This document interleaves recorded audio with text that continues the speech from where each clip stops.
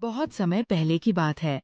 उत्तर भारत के हिमालयी पहाड़ों के बीच बसी एक शांत, ठंडी घाटी में एक छोटी सी लड़की अपने माता-पिता के साथ रहती थी। उसका नाम था आर्या। आर्या बहुत जिज्ञासु और निडर थी। हर सुबह जब सूरज की पहली किरणें बर्फ से ढके पहाड़ों पर चमकतीं, वह दौड़ती हुई अपने पिता के साथ जंगल की ओर निकल जाती। पिता लकड़हारे थे, लेकिन आर्या का सपना कुछ और ही था। गांव में एक प्राचीन झील के बारे में किंवदंती थी, गायब दर्पण। कहा जाता था कि जो उस झील में खुद को देख ले, उसका भविष्य बदल जाता है। कुछ कहते वो अमर हो जाता है, कुछ कहते वो खुद को खो बैठता है। आर्या हमेशा चाहती थी उस झील को देखना, लेकिन किसी को उसका रास्ता नहीं पता था। एक दिन जब मौसम साफ था, आर्या और उसके पिता जंगल में काफी अंदर तक चले गए। तभी अचानक धुंध छा गई। पेड़ के बीच सब कुछ धुंधला हो गया। आर्या ने जैसे ही मुड़कर देखा, उसके पिता गायब थे। वो चिल्लाई, दौड़ी, लेकिन कोई जवाब नहीं आया। घंटों तक वो भटकती रही। थकीहारी एक चट्टान पर बैठी ही थी कि तभी एक रहस्यमयी औरत उसके सामने प्रकट हुई। लंबा काला चोगा, सफेद बाल और गहरी आंखें। लोग उसे परछाई वाली कहते थे। डर मत, उसने कहा, मैं तुझे नुकसान नहीं पहुंचाऊंगी।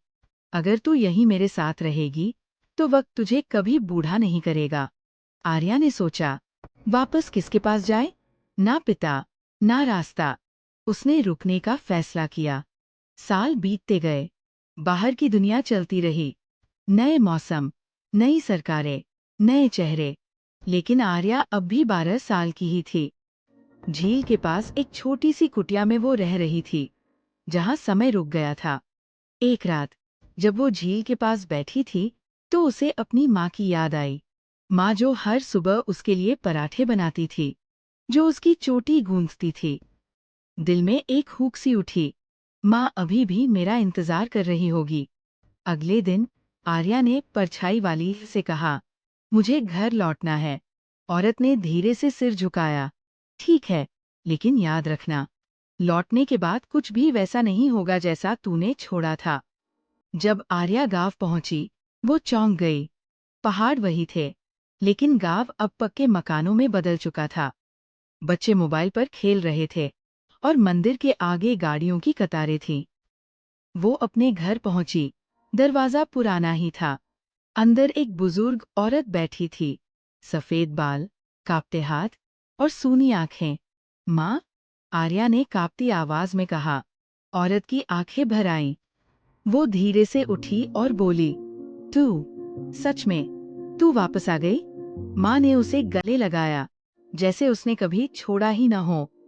दोनों फूट फूट कर रोने लगी। लेकिन तभी आर्या ने देखा, उसकी परछाई गायब थी।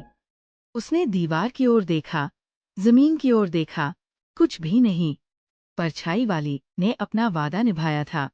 वक्त ने आर्या को छुआ नहीं था, लेकिन उसकी इंसानियत अब पीछे छूट चुकी थी। अब आर्या सिर्फ माँ की यादों में जिंदा थी।